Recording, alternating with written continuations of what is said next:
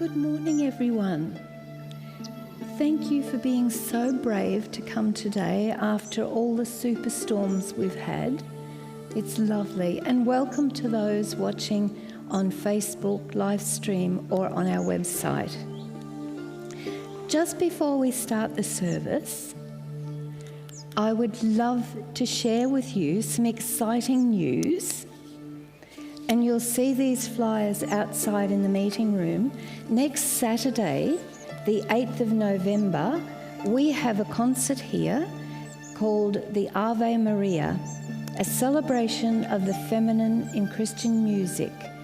And a lot of the pieces are Ave Maria, obviously, by Mozart, thank you, Mendelssohn. And Lynn will be singing in the choir. Yay! And it's the Inspiration Project Choir, conducted by Kim Kirkman, here on Saturday at 2 p.m. And then on the 13th of December, here at 7 p.m, we have a medieval Christmas. And all the information will be on this flyer outside. And I'm very happy to copy it and give you a copy. And of course, we're screaming down to Christmas. We have our normal Sunday service on the first Sunday in December, but also we have a Jingle Bell Supper and carols by candlelight on Saturday the 20th of December.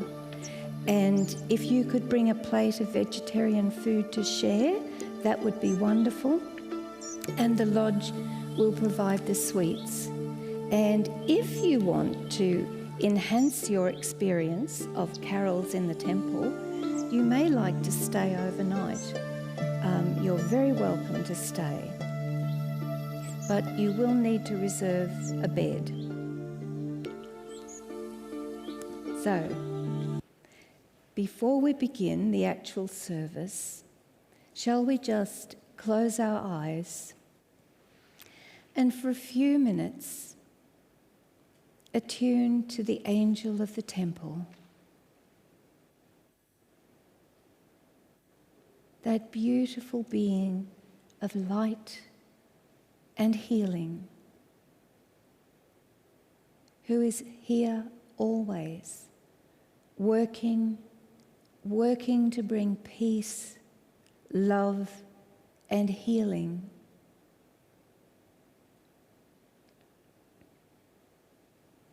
And we attune ourselves to the angel of the star, that beautiful, shining star of light that we work so closely with.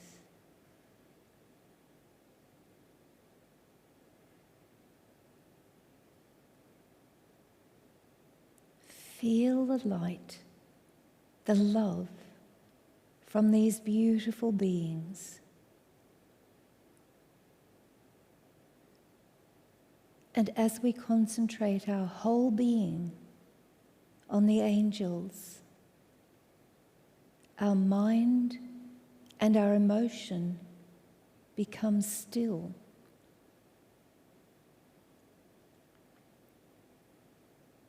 And it is easy for us then to center our thoughts on the light.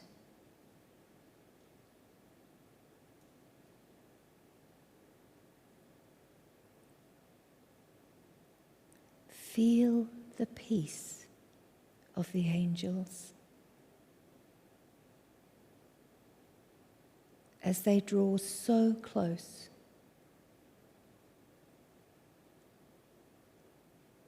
enfolding us in their love.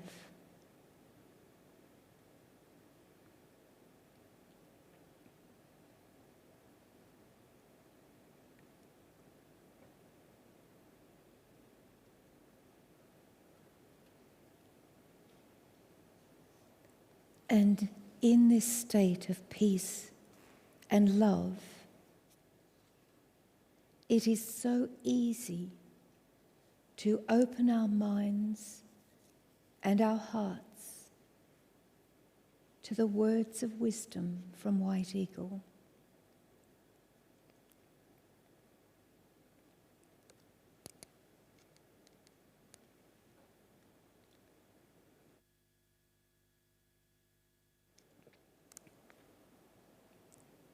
And our beloved teacher says, "We come to help you to attune yourselves to the infinite power of love.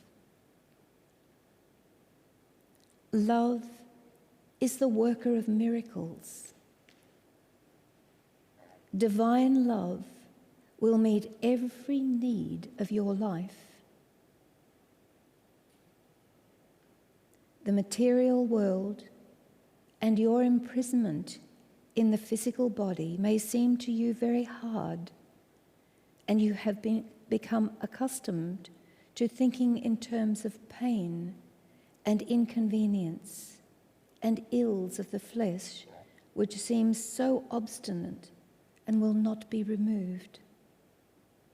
Of course they will not, if you think about them.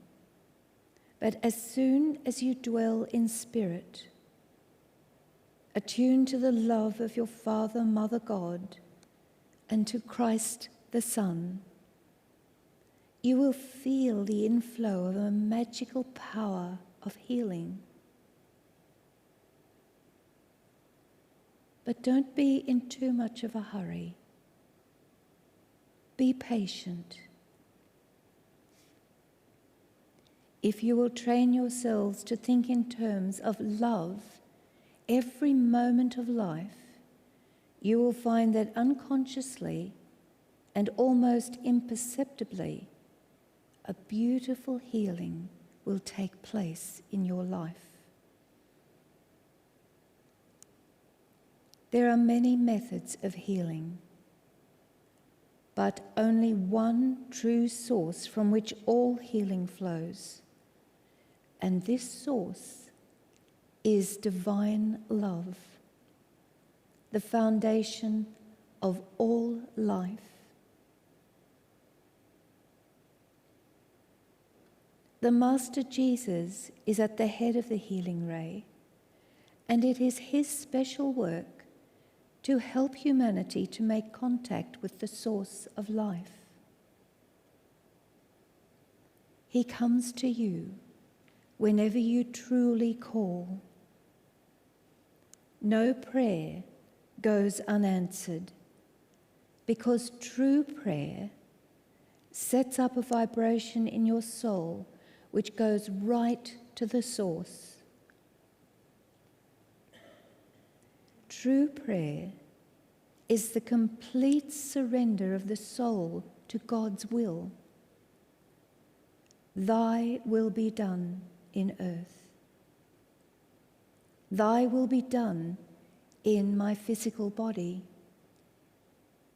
Thy will be done in me. God's will is good, and his will is that your body should be healthy, holy, and able to enjoy all the beauty of life. May the wisdom which will guide you to this end fill your heart and mind. It's such a beautiful reading, isn't it, from White Eagle, taken from the book The Still Voice. And we read that at our Tuesday morning's meditation session. And it's so true. No prayer goes unanswered. Maybe not in our time, but it is answered.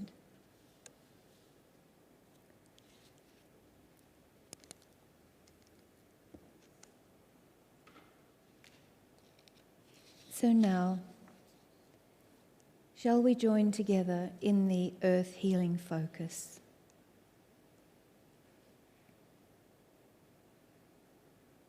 And we remember the great need of our world. and we seek to still our mind so that we come into a place of peace and stillness. And in that peace, we draw closer to the light.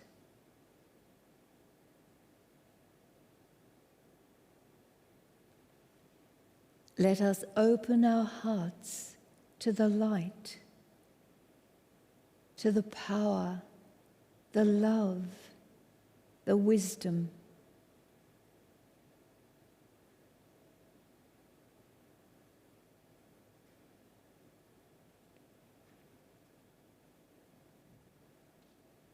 By the light and love in our hearts, we call to the great angels of light and healing.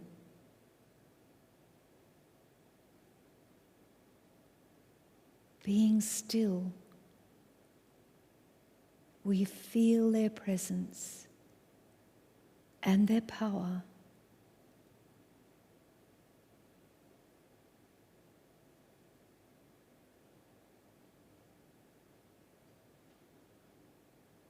And now, with all the will of our minds, with all the love of our deepest heart, we send forth the light.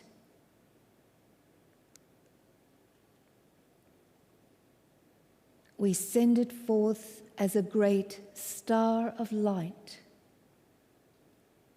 a blazing star,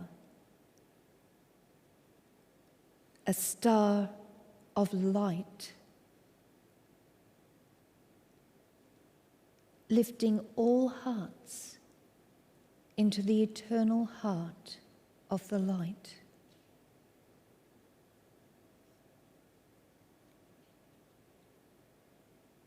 By all the power of the light within our hearts, we send forth the light to the world.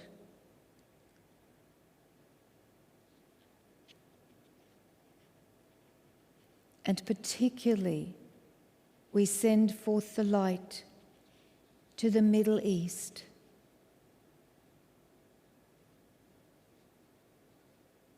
Concentrating the light on Palestine, the Gaza Strip, and Israel.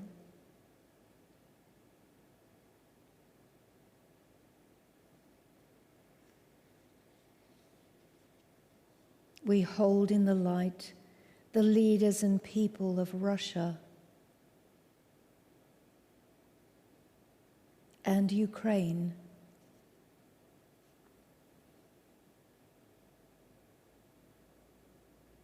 and all countries in conflict.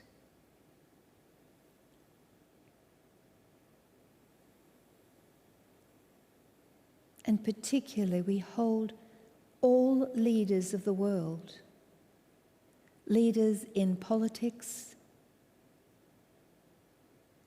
leaders in religion, in society,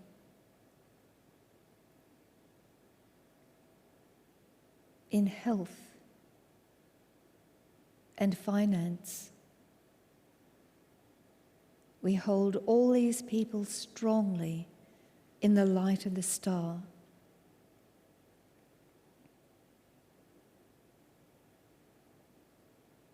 And we hold our beautiful planet in the healing light of the Christ star. We hold within this healing ray the soil, the waters of the earth, the air, all nature, particularly the animal kingdom.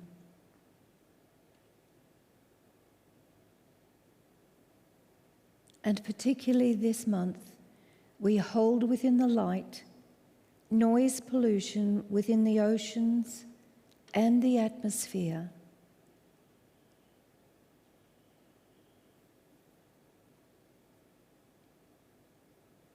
We hold in the light pollution in the world, particularly along the coastal strips.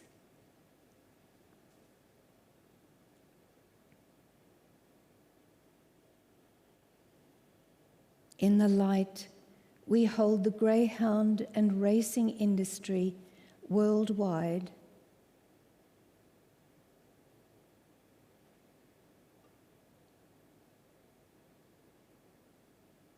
And we strongly hold within the light the fire ant poison program, and in particular the land and the wildlife it affects.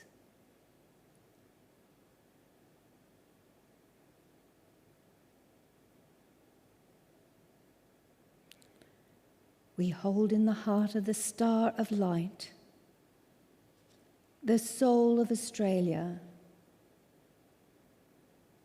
the soul of the people of Australia, all peoples of Australia.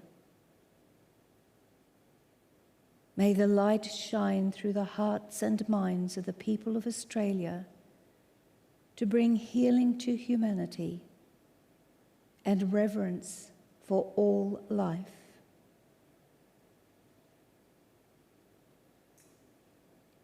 We hold in the heart of the star the soul of New Zealand,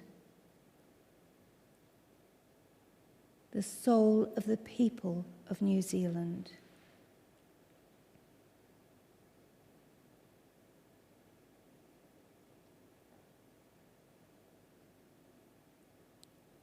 Let us hold within this great healing star anyone known to us personally who is in need of help or healing.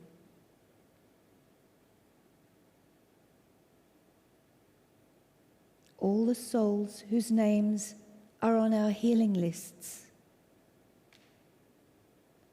and all those whose names are written in the book which lies on the altar. Silently, we remember them now.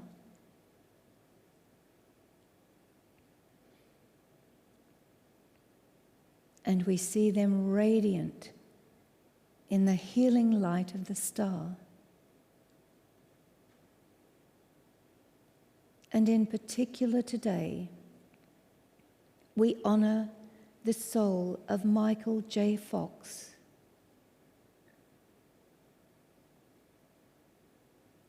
We honour the work that he has done towards Parkinson's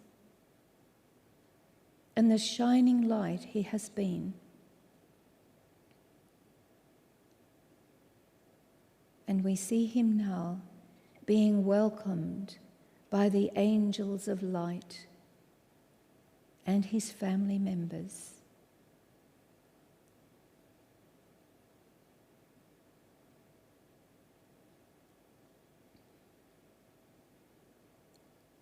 Amen.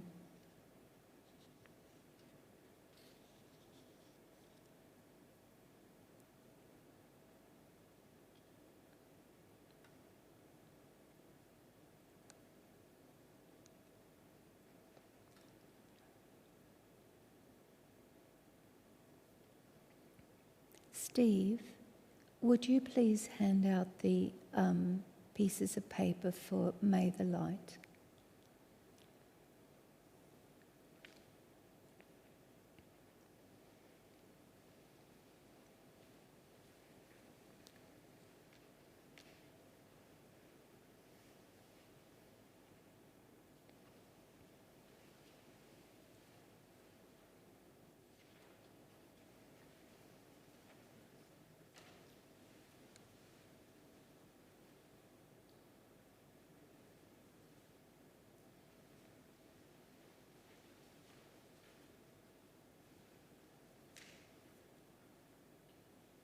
Thank you. Will you join with me now in saying the Lodge Invocation? May the light shining in my heart stand guard over my thoughts and guide my speech and actions into ways of service. May the light shine from my heart to heal the sick in mind and body, to comfort the bereaved, to sustain the weary. May the light illumine my understanding and the understanding of all, bringing true vision and awareness of the eternal life and of the light within all. Amen.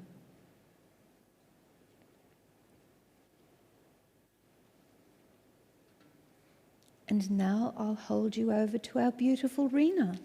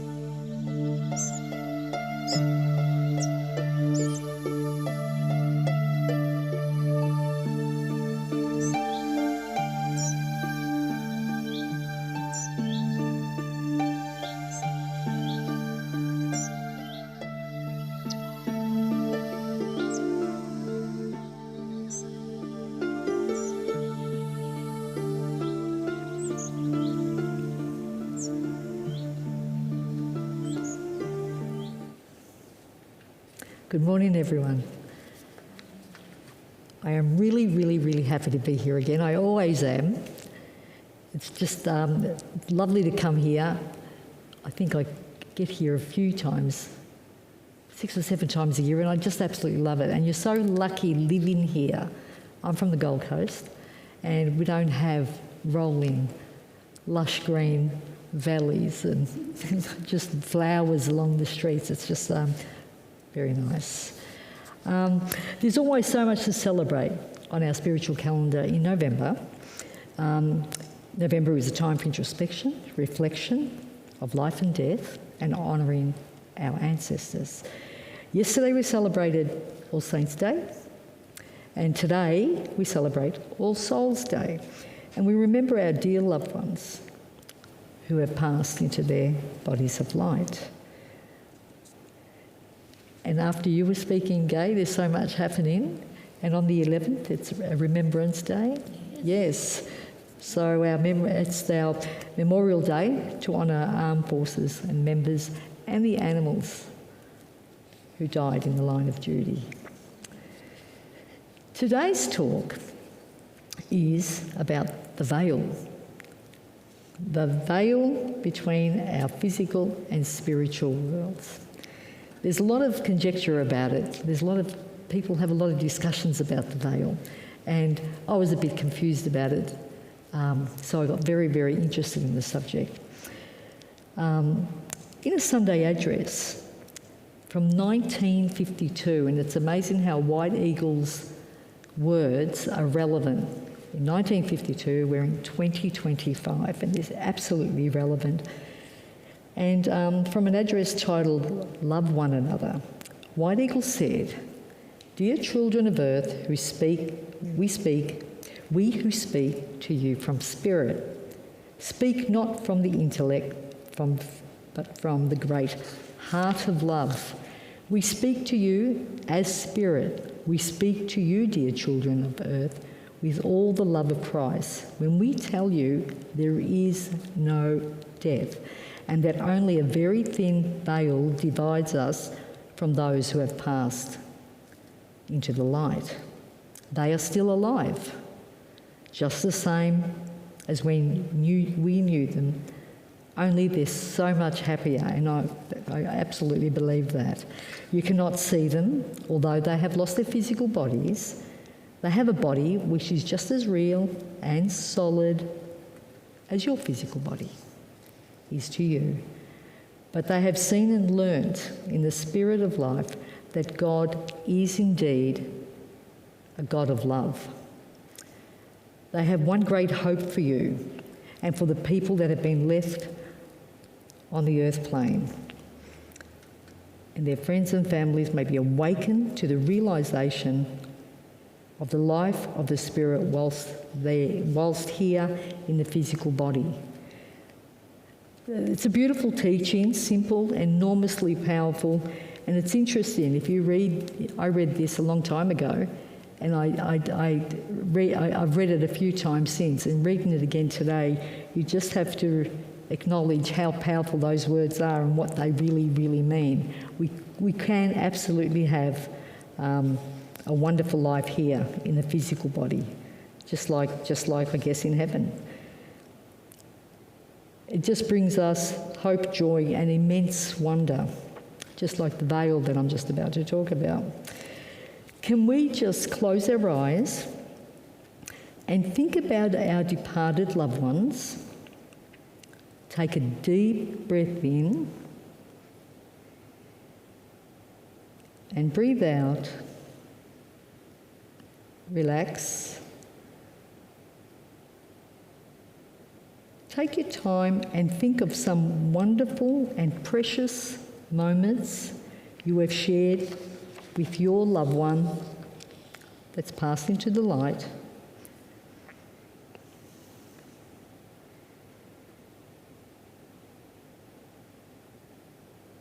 And allow yourself to feel your loved one's energy. Draw close to you.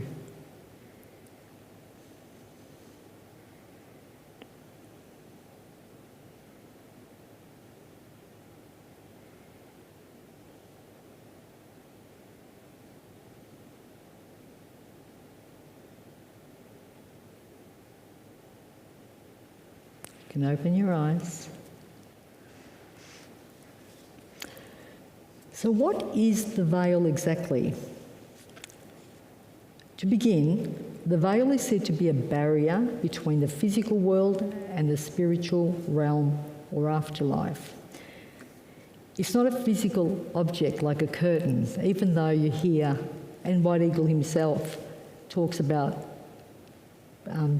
pushing back the curtain. It's not a curtain, it's a symbol or a metaphor for people to understand. There's the concept more easily that a barrier does exist between the two worlds, but it's not a physical barrier. Humans do have the inner power to reach through and see beyond this barrier to contact loved ones through light and love. White Eagle's teachings reveal we have the power within us to see through the veil into a world more beautiful, and you rise in advanced knowledge. And by your thoughts of light, you can cross the bridge which you must build. You have to build the bridge to meet up with your loved ones. If you remain in the state of darkness, in the state of materiality, the veil will stop your communication with your loved ones. You have before you an opportunity. If you tread the path outlined by those who are able to tell you of spiritual truth, to find a more abundant life. Attuning your consciousness of spirit allows you to remember who you really are and why you actually incarnated on earth. The veil is directly associated with ignorance, again, materialism, and as humanity evolves spiritually, this barrier diminishes. allowing greater awareness of the eternal nature of life and spirit. So, that was White Eagle's words, and we are the ones that create the veil. Our mindset is what creates the veil, the barrier between the two worlds. Through living a material life, having a material mind, and accepting a material existence. That's why the veil is a metaphor, it's a symbol. And we actually are responsible individually. So where is this veil? White Eagle tells us our loved ones are closer to us than hands and feet.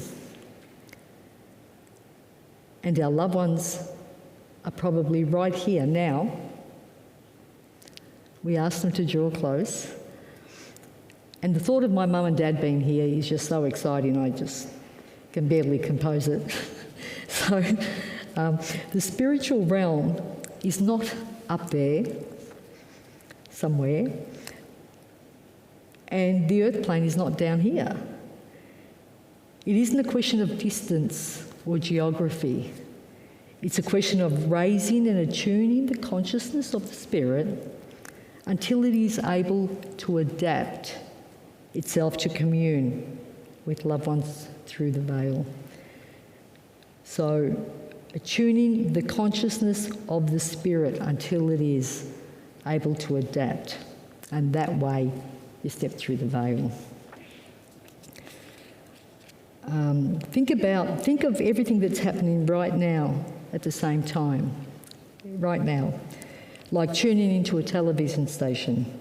There are hundreds of channels airing at the very same time, although the only channel you watch is the one you tune into. If you are tuned into the 6 o'clock news, you experience that particular vibration, which isn't very nice. If you tune into a feel-good family adventure, again, you experience a different vibration altogether. And if you put the work in by stilling your mind and attuning your consciousness of the spirit, you can tune into your loved ones through the veil channel, so to speak. Through the veil. We just have to put in the dedicated work to build that bridge, as White Eagle said earlier. Our departed loved ones live here in the same place as we do right now, but on a different vibrational level. And that is why White Eagle says they are closer than hands and feet to us. So we've all heard, that's an interesting thing to think about, isn't it? There's a lot of information there. There's a veil, and we just talked about how to get through the veil. And I'll explain that a little bit more later. But how many times have we heard of the veil thinning? The thinning of the veil. You've heard us all talk about the thinning of the veil. I spoke of thinning of the veil earlier, where White Eagle explained how we are able to reach through the veil to commune with our loved ones through light and love. But does the thinning of the veil occur when people's consciousness raises their vibration en masse, such as on important spiritual dates like Easter, Christmas, celebrating the equinoxes? The answer is a resounding yes. If so many people around Christmas feel kinder, more loving, they have their families around them or loved ones around them, and they really, really, really open themselves up to the faith, that is a change of consciousness. That is love, and that is light. And of course, that thins the veil. So around that time, it is and it would be easier to commune with your loved ones. So moving on, how can I commune with my loved ones? We've already talked about it, but we'll get into a little bit more detail. White Eagle said, Give out love and light, my brethren, and you will find that you are drawing aside the veil between earth and heaven. So give out love and light. I think we just did that not 15 minutes ago with Gay in the World Healing. You will find your way to the spheres of angelic life. The veil between physical matter and spiritual will grow very thin so that you can penetrate it and see at any time the heavenly hosts. Or on the lower plane, the hosts of fairies, gnomes and water sprites, salamanders, all busily working on their particular form of etheric matter. These things are not imaginary. They're not just lovely stories. My brethren, they are reality. The world of yours is the shadow, earth. When the veil is gone, you will truly behold your home and the state of life which we're all moving toward. No one can reach heaven, though, until they have learned love. Doesn't it make you want to?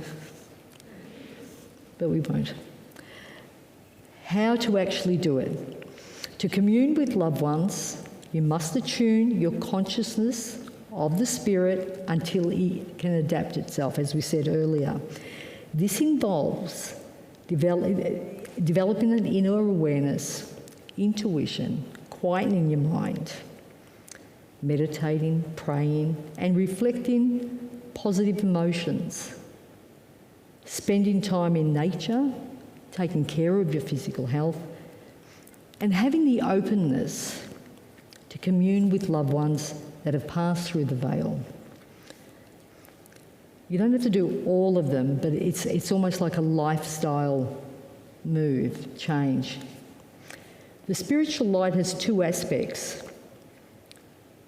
It is first a light in your mind, in the consciousness of the individual, causing them to think more tolerantly, more kindly and nobly.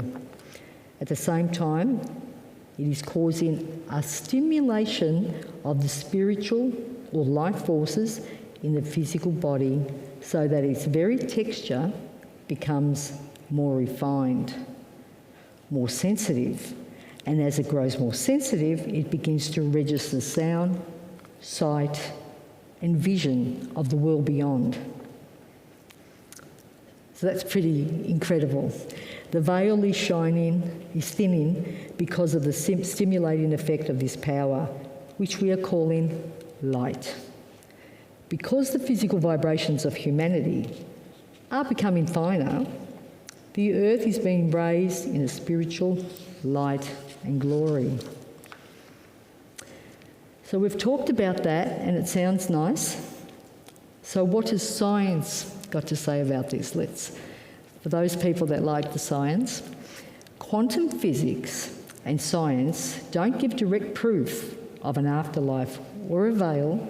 Instead, they offer views that challenge traditional ideas about death and consciousness. So they don't give you direct proof, but they give you the ideas of that's what they think. Science has stated that death might be an illusion or a change in consciousness rather than an end. The veil is described as a metaphor for the limits of human perception, which can be overcome through spiritual growth and understanding of consciousness as a fundamental part of reality. This holistic view provides comfort and insight into the continuity of life, encouraging deeper exploration of consciousness and the mysteries beyond physical existence. Now, we must remember science generally works through observation, experimentation and testing of theories against obtained evidence.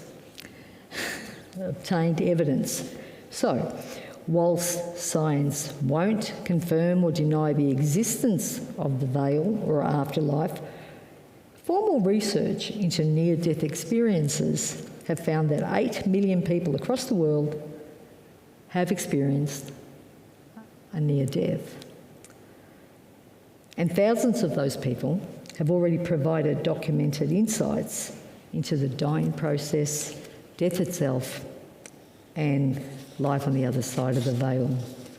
So that's really interesting. Science has started to come around and say there is a change in consciousness, but they can't prove it until you die, I guess. Can they? Can I just... Yeah, absolutely, absolutely. I've been reading a book, sorry everyone, but No. I've been reading a book called Lucid Dying. I forget the author, and he is a professor of neurological things. Okay. And they are proving that there is life after death because they actually don't call it near-death experiences anymore. Don't they? After-death experiences, because physically the body has died. Yes. And they come back with this knowledge. So it is an after-death experience. Of course it is. It is. Yeah, it is. Thank it's you. after-death experience, and they're proving it. Yay! There you go. You've got 2 sources now. Thank you. Yes. Thank you, Gay. Thank you very much. So that is fantastic. It really is. You have got the people that after-death experiences. I mean, you just have to go on YouTube or something like that and put it in, and you've got the most incredible stories that come out. And now they've researched. I talked about this a few months ago. They've done a lot of research on it, and there's a lot of credible information. So thank you. And Yes. all of them say the same thing. Oh, okay. They all have this experience of their whole life before them with no judgment, absolutely no judgment. They just see this vision of what they experienced on life, and light, love, light beings. They're all the same. That's really beautiful. Yeah. That really is. Yeah. And they don't actually. People don't. They actually. I've read a lot about that, and they do see their life, but there isn't. You know. See, when I first heard about having that life review, I cringed. I think we all have a little cringe and go, oh, yes, I remember that. Should have done that. Should do better. I'm sure all of us had a little cringe moment. But it's not. It's not. It's not. You don't see it that way because we are humans living we're spirit, living a human existence. Yeah. And we're going to make mistakes, and that's how we learn. Thank you. Now... Oh, this is... No, not at all. No, actually, I just finished it. Now, what I'd like to talk about, this is towards the end, what I'd like to talk about, whenever you have interesting subjects like what we're talking about now, once social media get a hold of it, all these new ideas and things happen, and... I was flicking through it just recently, and thank God it's only 2 or 3 seconds a thing, and there's a lot of information on consciousness, vibration and frequency, and they talk about it quite interchangeably, and I don't think they understand. A lot of people really don't understand what it means in real terms. So I'm just going to clarify it a little bit now, and if you can just kind of bear with me. Consciousness and vibration. I think everyone here by now would be aware we are made of energy. So our thoughts, emotions, our physical state are all associated with specific frequencies of energy. Now, some people believe that by understanding and consciously adjusting our vibrational frequency, it will influence our real-life experiences, very much or similar to laws of attraction. And I'm sure we've heard about The Secret and laws of attraction. In spirituality, frequency and vibration relate to energy and its movement, but they're not the same. Frequency is the rate at which something vibrates, often measured in hertz. And frequency is related to the thoughts, emotions and intentions that we send out to the universe. So if I'm really angry, that's what I'm sending out to the universe. If I'm really happy, that's going out in a bubbly way. So if you send negative thoughts out, that's what will return to you. Now, if you concentrate on bills, I've got too many bills, all these bills, the universe doesn't hear anything but bills. Oh, she wants bills, and will send me more bills. It's the stress factor that you're sending out to the universe. So if you send out love and light like we did earlier, that is what the universe will return to you. They won't send you bills, they'll send you love and light. We talked about frequency, vibration. On the other hand, we talked about frequency, vibration. On the other hand is the actual movement of energy itself.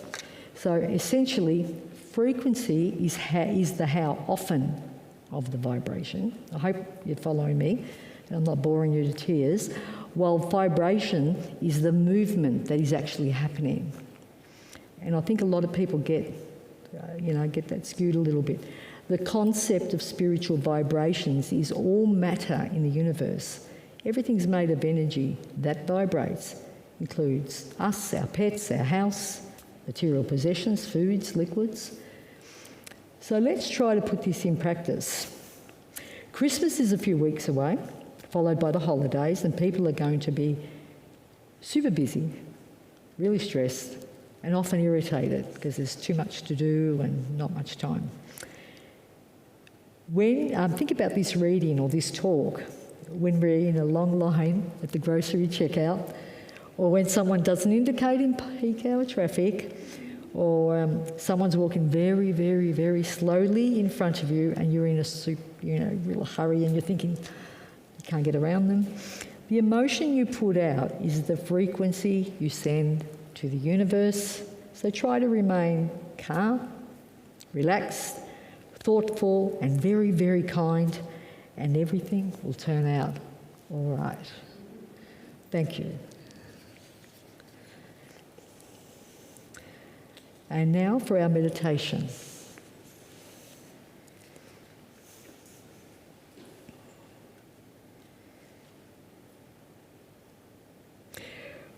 We come under the star and feel warmed by the gentle golden rays. We concentrate upon our breathing, not changing it in any way. Just being aware of the breath as it flows in and out of the body.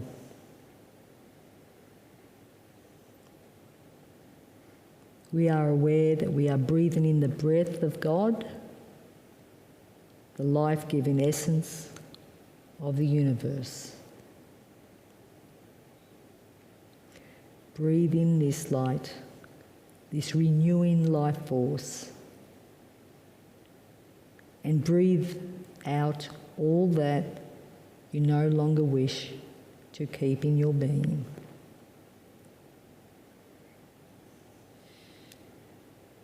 Breathing in the light, breathing out, letting go.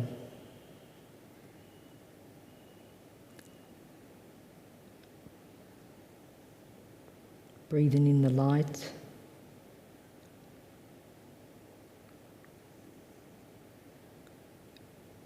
breathing out, letting go. Breathing in,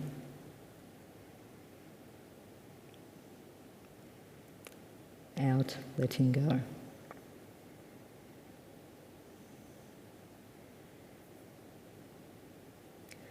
Now it becomes easy for us to go right into our hearts,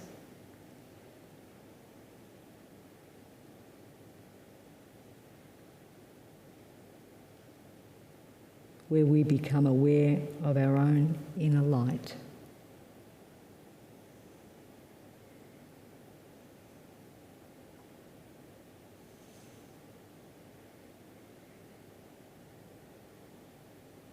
And as we increase our awareness of that light,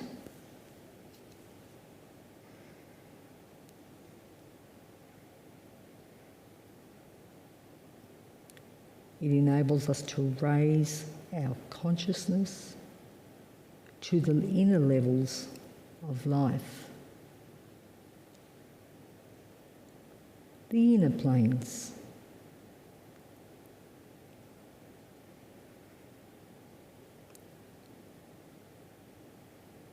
Above the thought atmosphere and emotional atmosphere of the world.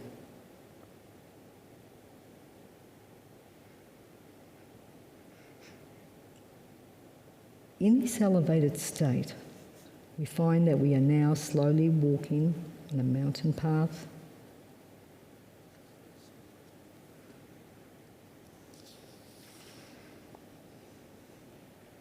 We feel the earth beneath our feet.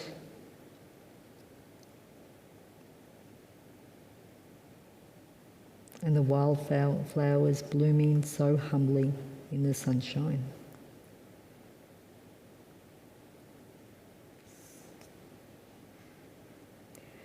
We smell the clear mountain air.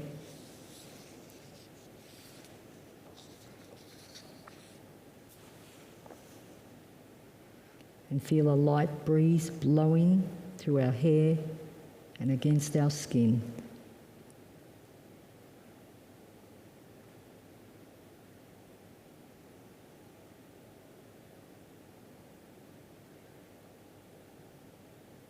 And we hear music of the wind.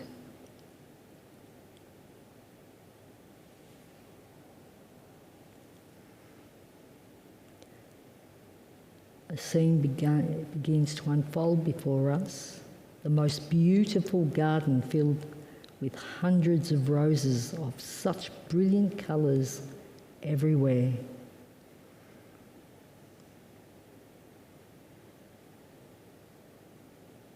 We take in the scent,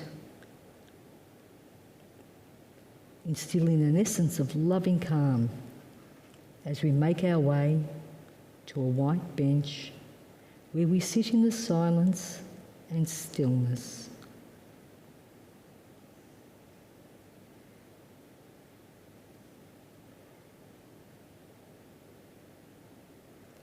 The garden fills with warmth and love which is beyond words. And we feel the loving presence as our loved ones approach.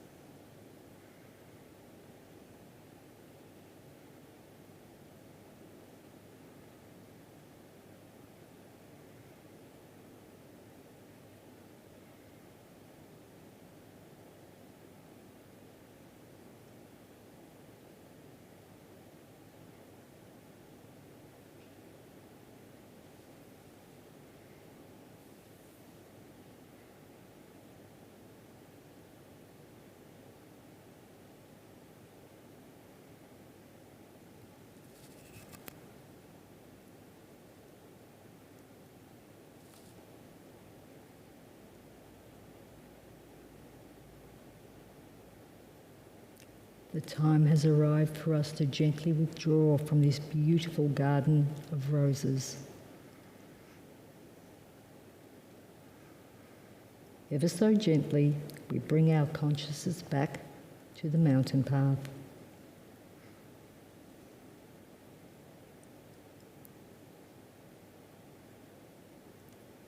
We rest amongst the wildflowers and the song of the breeze.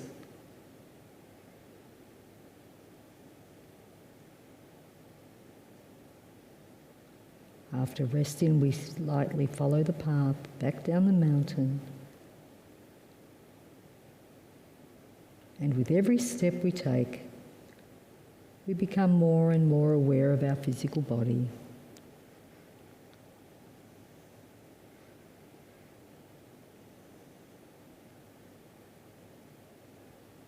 Very gently bring your awareness back into the temple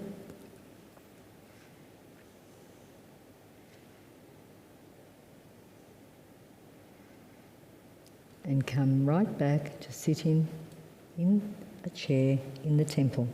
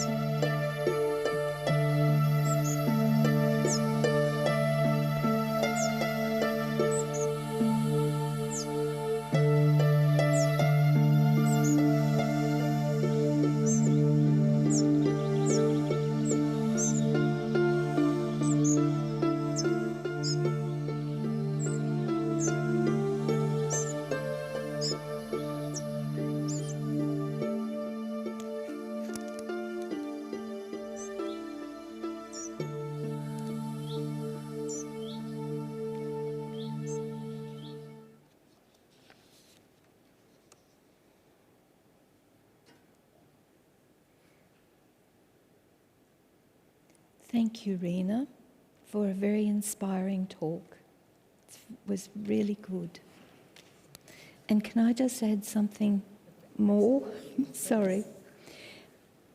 Lynn, Steve and I went to a Parkinson's conference last month now.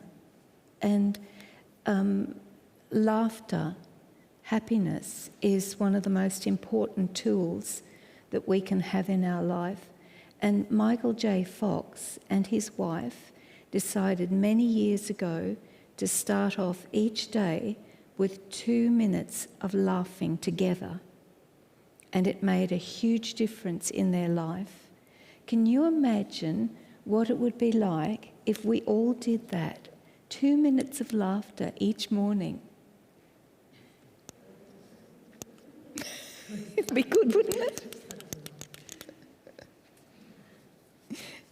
So I actually start off each morning with, I choose to be happy today. I choose to be happy. Yeah. It is our choice, isn't it? It is. Yes. Choose to be grumpy. Yes. The whole day kind of follows that. Yes. Yeah, that's lovely. I'm going to do that. Yes. I think maybe if I laughed around the house for 2 minutes, I'd get locked up, but never mind. Anyway, thank you for joining us today. Thank you for those on live stream. We hope you've enjoyed the day. So shall we close in prayer? Divine Spirit, we are thankful for all that is beautiful and progressive and lovely in our life. May we never forget your love, nor our brothers, our sisters' need for love. We pray to become more worthy channels through which your light may shine in the darkness of the earth. Amen.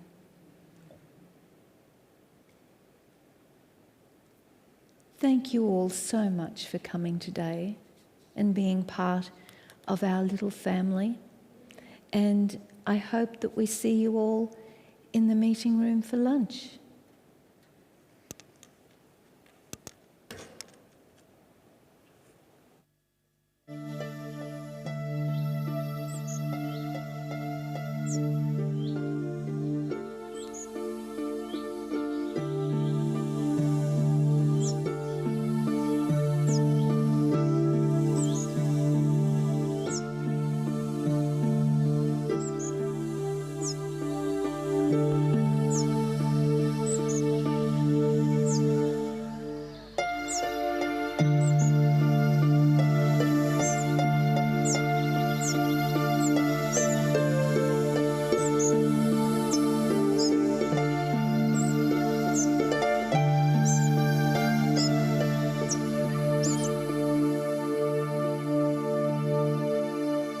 Thank you.